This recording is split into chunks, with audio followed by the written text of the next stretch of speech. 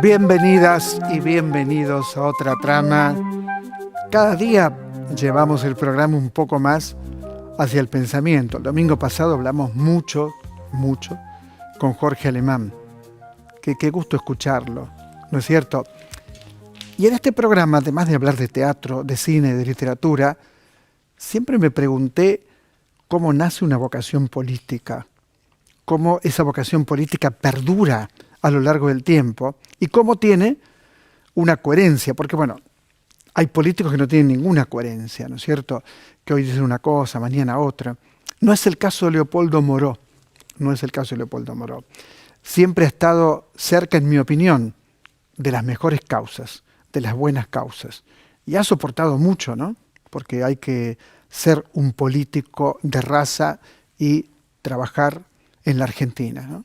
Realmente, más en este momento donde no se entiende bien muchas cosas que ocurren dentro de la política argentina, donde de pronto nos parece que vivimos en un show, falta que saquemos entradas para participar de ese show. Yo digo, desde un programa de televisión, ¿qué podemos hacer? Aportar al pensamiento, tratar de que no pensemos como comúnmente imponen medios concentrados, cierto rumor que permanentemente rige en la Argentina sobre lo que va a ocurrir, lo que no va a ocurrir. Yo creo que siempre hay que reivindicar la política, porque si no reivindicas la política, ¿qué queda? ¿Qué viene? Dictaduras, gobiernos como el de Bolsonaro en Brasil, como el de Trump cuando gobernó los Estados Unidos, como el Vox en España. Hay gente que dice, ¿por qué no seguís haciendo la otra trama tradicional? ¿Sabes por qué? Porque la realidad me pide que cambie. La realidad. Necesitamos poder pensar esta realidad tan confusa, tan difícil de comprender, que mucha gente apoye a sus propios verdugos. Es difícil de entender eso. Es muy difícil. Para mí es muy difícil, sinceramente. Hoy vamos a conversar con Leopoldo Moró, pero también, claro, está con Emilio García Güevi, hombre de teatro, si los hay, y ha escrito este libro maravilloso sobre el periférico de objetos. ¿Qué es el periférico de objetos? Fue un grupo memorable, que trabajó la experimentación en teatro, que creó espectáculos verdaderamente inolvidables. Y hacía falta un libro como el de Emilio García Güevi, que por supuesto participó de esos espectáculos y que además tiene la impronta de ser un enorme director teatral. Te quiero mostrar un libro de Ángela Pradelli, El sol detrás del limonero. Hace unos días hablamos de este libro, de alguna manera lo presentamos en la Feria del Libro de Almirante Brown, precisamente en Adrogué, ¿no? Y el libro, claro, habla de dos épocas. Un abuelo en Italia que, como tantos otros, viene a la Argentina y como tantos otros intenta desarrollar su vida en la Argentina, escrito con una pluma maravillosa. Que esto es también el tema de la literatura. ¿Cuál es el tema de la literatura? ¿Cuál es? Construir forma literaria. Y Ángela Pradelli, autora de varios libros hermosísimos, La contratapa es de Guillermo Sacomano, reconstruye la historia de su propio abuelo. Y fíjense qué interesante. Va al lugar donde nació su abuelo, es decir, le pone el cuerpo a la experiencia. La experiencia es imposible si uno no pone el cuerpo. Y de eso también vamos a hablar con Leopoldo Moró, porque él pone el cuerpo en cada debate, uno lo escucha y dice, mirá el ímpetu que tiene, ¿no? Complot, de Perlas Suez, otro libro que quiero que veas y que te quiero recomendar muy especialmente. Complot ganó, de Perlas Suez, la autora ganó el premio Sor Juana Inés de la Cruz, ganó el premio Rómulo Gallegos. Y este libro también tiene que ver con nuestra historia, aquello que en el mundo contemporáneo a veces se pretende cortar y decir que vivimos en un puro presente. No hubo nada antes, no habrá nada después. Mentira, absolutamente mentira. Y aquí hay un personaje, Bruno, que llega a una zona de Entre Ríos y comienza a crecer, comienza a trabajar y ocurren cosas que también tienen que ver con la historia argentina y que también tienen que ver con algo que, ¿cómo lo podríamos llamar? Mafia, quizás. Bueno, vamos a recomendar muy especialmente entonces Complot de Perla Suez. Ahora quiero presentar de esta manera a Leopoldo Moró.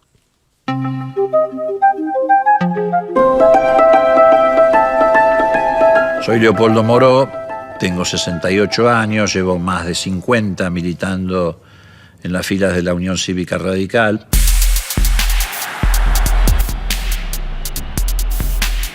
Soy padre de 5 hijos, que son los que me dan satisfacciones, y más satisfacciones me dan mis 4 nietas. Y siempre que algún militante nuevo se me acerca y me pregunta qué es ser progresista, yo le contesto: para saber si un político es progresista, no le preguntes nunca qué va a hacer con la pobreza, porque todos te van a contestar lo mismo.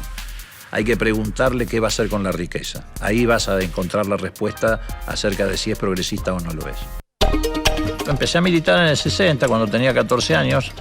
Militábamos activamente. Ya en el 62, más o menos, me vine a la capital, no a vivir, seguía viviendo en San Isidro, pero digo me vine en el sentido de que me vine a militar a la capital, a un grupo juvenil que en aquella época era muy importante en el radicalismo, que se llamaba Movimiento Juvenil de Agitación y Lucha. Participábamos muy activamente en distintas movilizaciones. Era una época en la que además la discusión política estaba muy influida por la Revolución Cubana.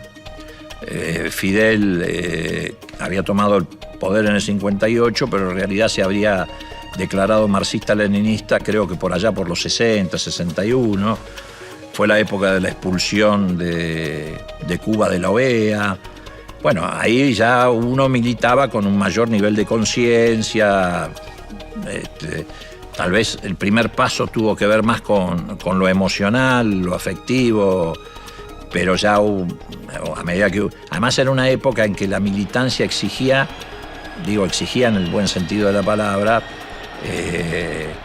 leer, meterse en la discusión de la política internacional, y ahí ya integré un grupo con mayor nivel de formación y compromiso ideológico, que no era solamente el radicalismo de mi distrito, sino que ya tenía una formación de otra naturaleza. Yo no quiero hacer una referencia de tipo personal, pero frente a algunas intervenciones siento que he fracasado. Siento que he fracasado en la docencia política. Solo me compensa saber que si en este debate estuviera Alfonsín en una banca, seguramente hubiera hecho el discurso más brillante y más contundente para decir lisa y llanamente: este es un golpe de Estado. Gracias, presidente.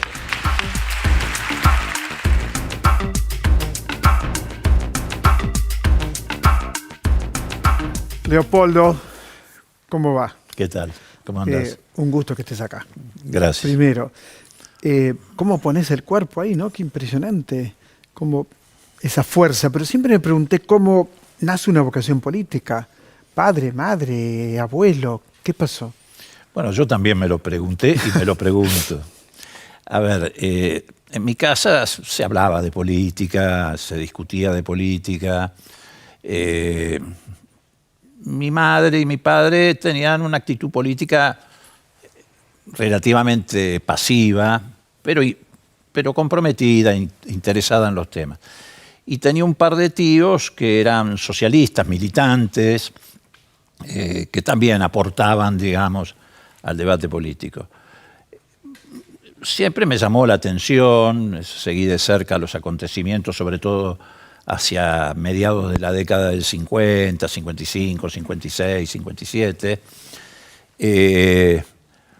Cuando me acerqué al colegio secundario, coincidió con un movimiento que tuvo en aquella época una extensión y una repercusión muy fuerte, que se llamaba la confrontación que hubo entre laicos y libres. Alrededor de la ley 1420, la posibilidad o no de que se dictaran clases de religión en los colegios estatales, la habilitación para otorgar títulos universitarios por parte de universidades privadas. Ya era plena época del gobierno de Frondizi. Bueno, eso generó un proceso muy fuerte en la juventud en aquella época. Yo me alineé con lo que se denominaba el movimiento de los laicos, digamos, que reivindicábamos la histórica ley 1420, educación gratuita, pública, etcétera, laica, etcétera. Bueno, eso ya me metió más, digamos, en el compromiso político. Y bueno, y a partir de ahí, digamos, descubrí que el camino con el cual yo me sentía más cómodo, que me resultaba más amigable, era el radicalismo. Obviamente era un radicalismo totalmente diferente al que conocemos hoy. Yo siempre digo que era un radicalismo de dirigentes que no eran peronistas, pero eran nacionales y populares. Tenían un compromiso con lo nacional, un fuerte compromiso con lo nacional. Y bueno, así me incorporo. Empieza una militancia en años que son de mucha inestabilidad en la Argentina, de inestabilidad institucional, recurrencia de golpes de Estado, etcétera, hasta que llega el 66 y ahí se abre, no solo para mí, sino en general para esa generación, una nueva etapa en la política, que es cuando... Onganía. Claro, exactamente, el derrocamiento de Arturo Illia y la asunción de Onganía. Y ahí se abre una nueva etapa porque esa militancia se va enriqueciendo, como se veía recién en el video, con un mayor nivel de, digamos, formación doctrinaria, política, ideológica, gran influencia de los procesos internacionales, la guerra de Vietnam, la primavera de Praga, la modificación del comunismo por el eurocomunismo. Claro. Hay todo un fenómeno. Y por supuesto, en el orden interno, bueno, se abren, digamos, nuevos dilemas. El dilema de la lucha armada, el dilema de cómo confrontar con las dictaduras militares desde qué lugar.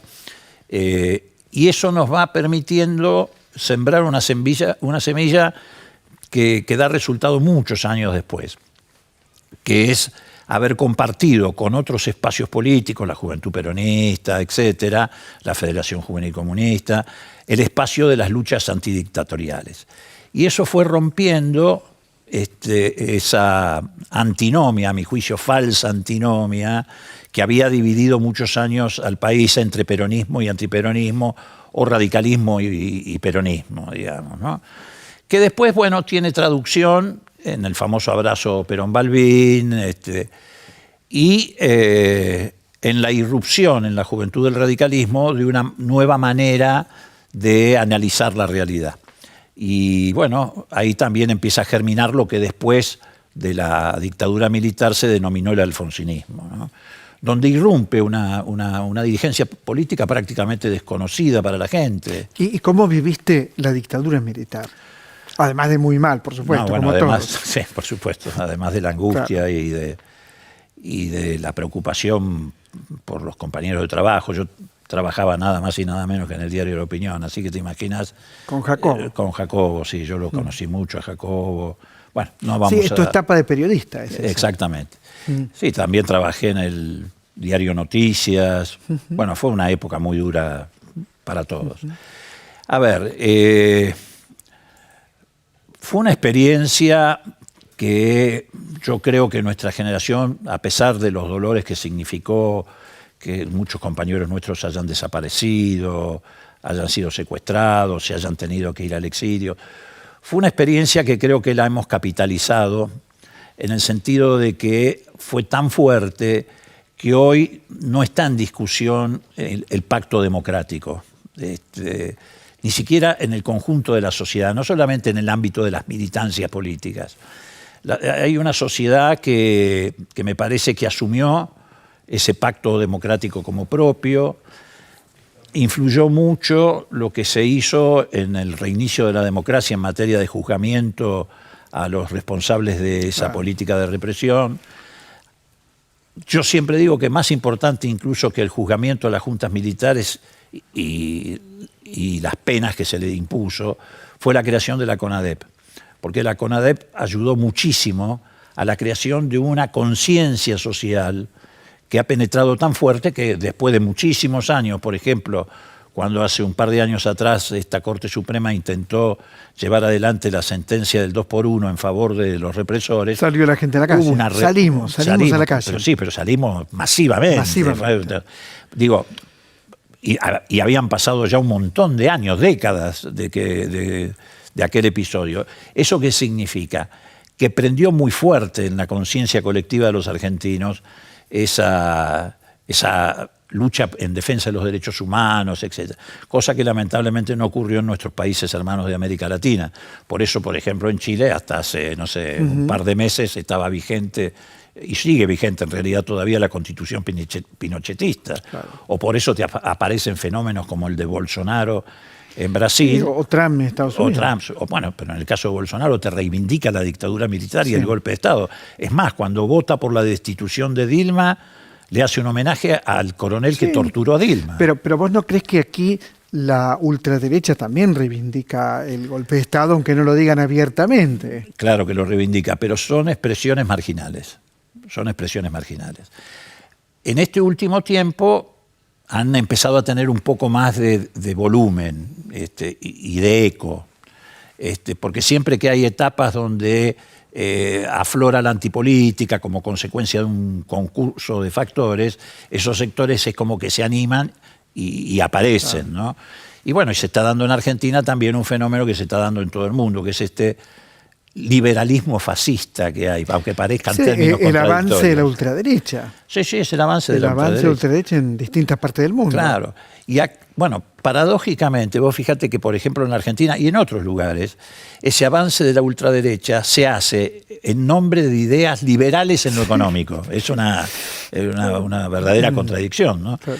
Pero tiene que ver precisamente porque, lo paradójico de esto es que hemos llegado a este punto donde hay resurgimiento de la derecha o de la ultraderecha, precisamente por el fracaso de los modelos neoliberales en el mundo, que han generado una enorme insatisfacción, han marginado millones de personas, desigualdades absolutas. Eso genera una sensación de bronca. Y lo capitalizan ellos. Y lo capitalizan ellos porque además eso viene acompañado de un discurso contra la política. Y entonces eso confluye en crear estos climas que a mi juicio son pasajeros, pero a los que hay que estar atentos. Porque ya también la experiencia histórica nos indica que algunos tipos que parecían muy ridículos terminaron generando situaciones, desastres. Ahora, la pregunta es, ¿está muy cerca un gobierno neoliberal que dejó a la Argentina en una situación de desastre? Pero parecería ser que los propios perjudicados no toman conciencia de eso, o digamos nosotros o el campo progresista, o como quieras llamarle, no puede romper ese discurso, que es el discurso de la antipolítica, que es el discurso de los resultados inmediatos. Y esto es un tema que uno lo piensa hoy en lo contemporáneo y siente que es una locomotora que va a estrellarse. ¿Qué pasó con la política, en tu opinión, en este último tiempo?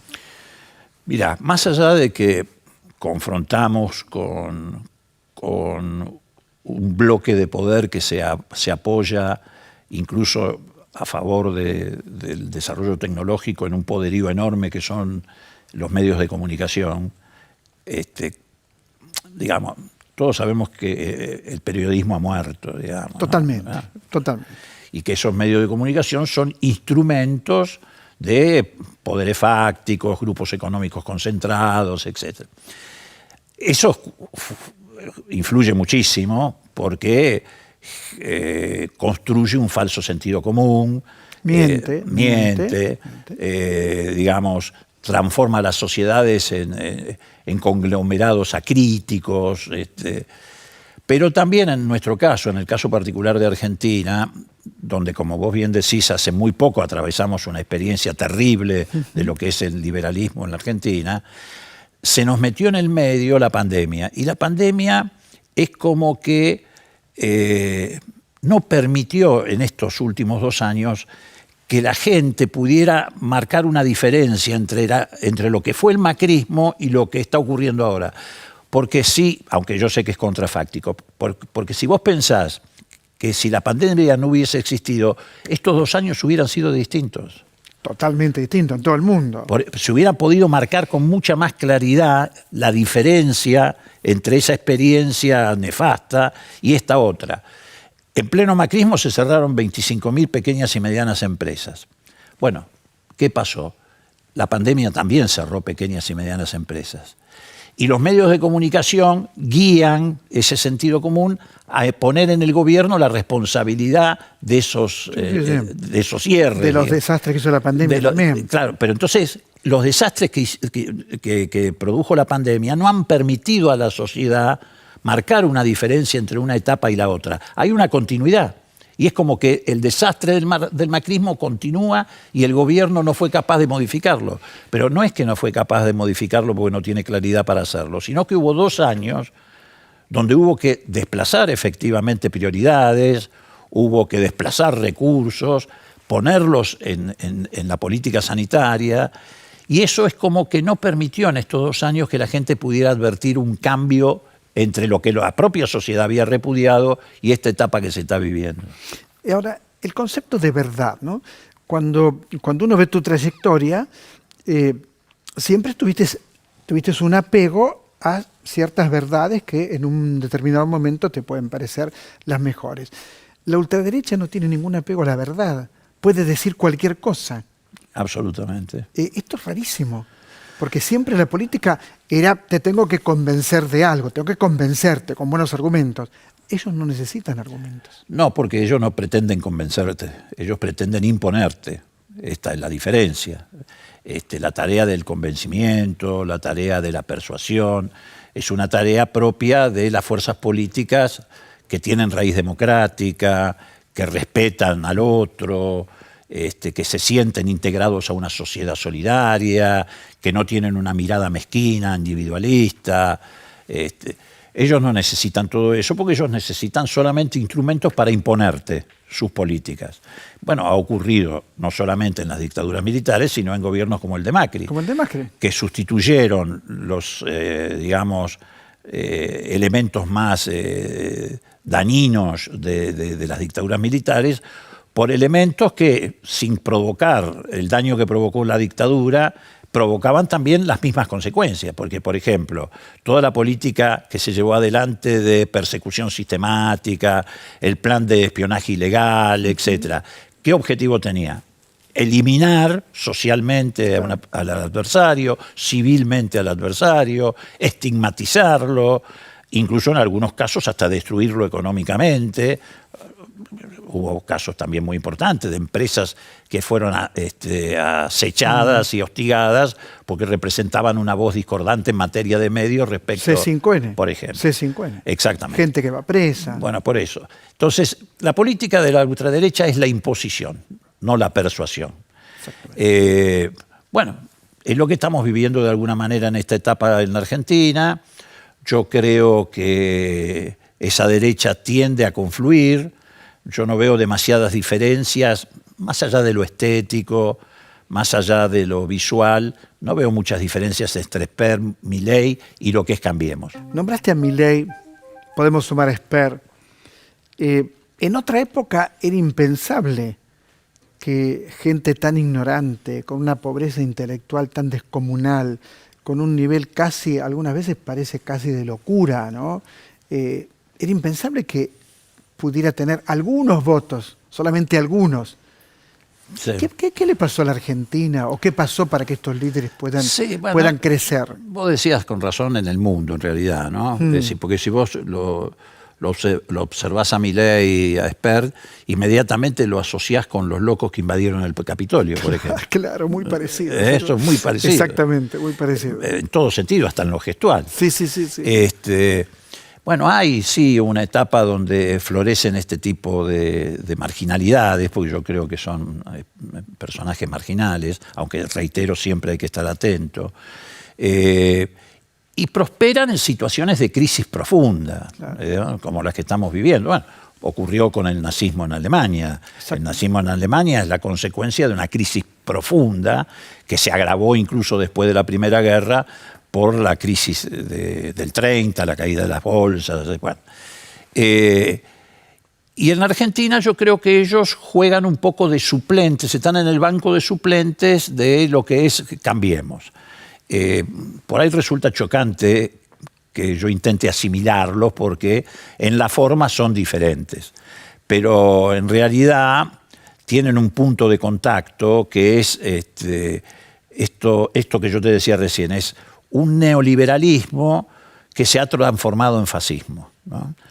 Son neoliberales asustados que se han transformado en fascistas. Y compiten entre ellos por las consignas más duras, más de derecha. Y bueno, ahí hay una responsabilidad que debemos asumir entre todos, que es básicamente salvar ese pacto democrático que suscribimos, consciente o inconscientemente, en el 83. Me parece que ahí hay que hacer un trabajo muy intenso sobre distintos sectores de la sociedad y bueno, y además hay que recuperar una calidad de vida que, digamos... Sí, que entre la pandemia y el liberalismo, las dos pandemias, la de Macri, claro, y la otra. Las dos pestes, la peste amarilla. Exacto. Y la peste del coronavirus, generaron una situación de mal humor social enorme. Enorme. Y eso es el campo que genera condiciones para que germinen estas alternativas. ¿Qué significa para vos, qué significó para todos, ¿no? Porque era la vida y la muerte, ¿no, Alfonsín?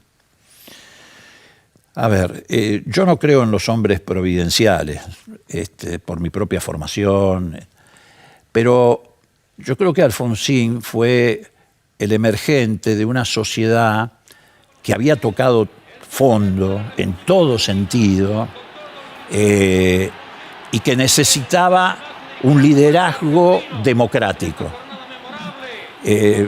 Viste que hay padres que son autoritarios y hay padres que no lo son. Bueno, hay liderazgos que son autoritarios y hay liderazgos que no lo son. El de Alfonsín fue un liderazgo democrático. Y la sociedad necesitaba exactamente en ese momento ese tipo de liderazgo, el que estaba en condiciones de recomponer el tejido social, pero además rearticular un sistema de relaciones institucionales, de respeto por la disidencia, del reconocimiento por el otro, y conjugarlo en decisiones políticas que le dieran fortaleza a esa democracia. Y la decisión de Alfonsín de fundar la democracia, Memoria, Verdad y Justicia, le dio fortaleza a la democracia. Fue maravilloso. ¿Tuviste miedo con los Carapintadas? ¿Pensaste que se caía todo? ¿O pensaste que no? No, miedo no, porque ya la sociedad estaba muy concientizada. Bueno, también vos recordás esos episodios. En realidad a los Carapintadas los neutralizó la sociedad, se ganó todas las calles, se rodearon los cuarteles, por primera vez en la historia argentina. La historia argentina ha sido una historia trágica de golpes, etc. Nunca hubo una reacción contra un intento golpista como la que hubo en Semana Santa. Nunca. Este canal, yo lo recuerdo, 24 horas, durante 4 días al aire, 24 horas, y los medios de comunicación, la sociedad. Bueno, por supuesto estábamos preocupados, pero también sentíamos que había una sociedad que había adquirido una fortaleza enorme y que era muy difícil pasarle por encima. Y no le pudieron pasar por encima. ¿Sentiste en ese momento, sentiste desaliento en algún momento? No. No. Nunca te vi desalentado en la política. No. Siempre te vi pelear tipo león. Sí, pero tampoco soy un optimista de la voluntad. No. A ver, pongo pasión. Para mí, yo creo que hay políticos de vocación y políticos de ocasión. Claro. Son dos clases de políticos diferentes. Yo soy político de vocación. Y como tal pongo pasión, como la pone un artista, como la pone un médico en su profesión. Lo que pasa es que a veces nosotros, porque estamos un poco más expuestos públicamente, podemos aparecer, como aparecemos en los debates parlamentarios, pero le pongo mucha pasión a la política. Bueno, sin pasión es imposible, ¿no? Pero- Pensá en Eva Perón, pensá en Perón mismo, en Alfonsín, en Néstor, en Cristina. Sin pasión no se puede hacer nada, ¿no? Me parece. Absolutamente, absolutamente. Es imposible. Absolutamente. Y sobre todo cuando esa pasión la tenés vinculada o volcada a una mirada colectiva de la sociedad. Es decir, cuando te preocupa, te duele o te alegra lo que le ocurre al conjunto de la sociedad. Yo nunca tomé la política como una aventura personal, es decir, o como una carrera profesional. Entonces, bueno, esa pasión está vinculada a lo que hemos avanzado, porque uno ha visto avances en la sociedad. Bueno, el feminismo es un enorme avance. Por ejemplo, el avance democrático, el avance del feminismo, el desarrollo de derechos civiles que parecían inconcebibles. Yo siempre le cuento a mis hijas, yo tengo hijas mujeres grandes ya, que no hace muchos años atrás, 86, 87, digo en términos históricos nada, Sí. En la Argentina las mujeres no podían compartir la patria potestad con el marido. No solo eso. Si se iba a vivir el marido a Ushuaia, la mujer tenía la obligación de ir a vivir a Pero por Ushuaia, porque supuesto. la fijaba el marido de la residencia. Fijaba el marido de la residencia. Si un hijo tenía que salir, si no lo autorizaba el padre, con la autorización de la madre no podía salir a viajar. Bueno, pero eso pasó hace poco, Hace poco. en el 86. Y pensá que en el 52 la mujer empezó a votar. Empezó a votar en año el 52. 52. Por eso. Entonces uno ha visto todo eso. También vivimos a veces con dolor los retrocesos, ¿no? Porque, bueno, son avances, son retrocesos. Pero cuando vos lográs estabilidad democrática, son más los avances que los retrocesos. A veces avanzás, retrocedes 2 pasos, pero siempre terminás avanzando 1. Es un camino arduo, es un camino difícil, es un camino que muchas veces genera insatisfacciones a las demandas que legítimamente la gente tiene, pero por ahora yo no conozco otro camino. La democracia tiene la virtud de perfeccionarse a sí misma, que no es una virtud compartida por otro sistema político. La democracia se perfecciona a sí misma. Ahora vos fíjate con tanta pobreza, casi un 50% de pobres, ¿no? ¿Cómo es posible que esa realidad no se pueda modificar? Yo creo que hay que tocar los grandes intereses, que es la única manera, tocarlos y punto. Esto es lo que yo creo. Pero hay que reconocer que la pobreza sigue creciendo. Así es. ¿Y qué pensás de esto? Mira, muchas veces uno se plantea por qué un país rico como la Argentina, y no solamente en recursos naturales, sino en su historia, en su conformación institucional, un país que ha tenido universidades reconocidas en el mundo, que tiene una organización sindical que no tiene comparación con ningún otro país de América Latina. Salud gratuita. Bueno, muy bien. ¿Por qué ese país es pobre? Y yo he llegado a una conclusión. Nosotros tenemos un problema central. ¿Cuál es ese problema? A lo largo de 200 años, desde Rivadavia hasta aquí, hubo muy pocos gobiernos, y literalmente se pueden contar con los dedos de una mano, muy pocos, que no hayan endeudado a la Argentina. Claro. El mecanismo de endeudamiento siempre sirvió para alimentar, para cebar la fuga de capitales. Irigoyen no endeudó a la Argentina. Juan Perón no endeudó a la Argentina, ni siquiera quiso entrar al Fondo Monetario Internacional. Arturo Illia no endeudó a la Argentina. Y Néstor y Cristina no solamente no endeudaron, sino que desendeudaron. Si vos ponés esos 4 gobiernos y al lado ponés una planilla sobre la distribución del ingreso en esa etapa, la participación de los trabajadores en la riqueza nacional, el desarrollo industrial, etcétera, fueron las mejores etapas de la Argentina, esas 4. Sin ninguna duda. Esas 4. Sin ninguna duda. Hubo distribución. Hubo distribución del ingreso, de la riqueza. y hubo crecimiento, y hubo industrialización. ¿Dónde estamos hoy parados? Bueno, hoy estamos parados en un país donde hace 4 meses el Banco Central nos dijo en un estudio que hay 400.000 millones de dólares de argentinos en cajas de seguridad, sociedades offshore, paraísos fiscales, etc. Yo tenía 250.000 millones, vos me lo aumentaste un poquito. Bueno, pero... muy bien.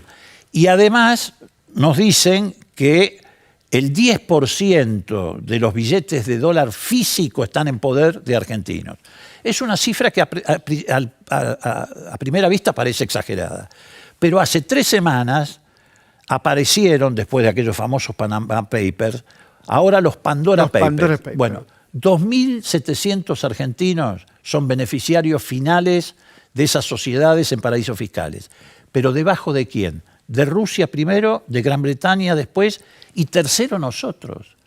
Ahora, vos decís, ¿cómo puede ser que Argentina, que es el país número 70 en Producto Bruto Interno, es decir, que estamos en la mitad de la tabla, sea tercero en beneficiarios finales de paraísos fiscales? Ahí está la explicación. Ahí está la explicación. Se han robado todo, se han llevado... A ver, la deuda externa de Macri. En 2 años te endeudó el país en 100.000 millones de dólares. En esos 2 años se fueron 80.000 millones de dólares en fuga de capital. Se fue todo. Se fue todo. Leopoldo, un gusto charlar con vos. Muchas gracias. Muchas gracias. Igualmente. Muchas gracias. Leopoldo Moró, en otra trama. Enseguida regresamos. Está Emilio García Güevi y vamos a hablar de teatro. Ya venimos.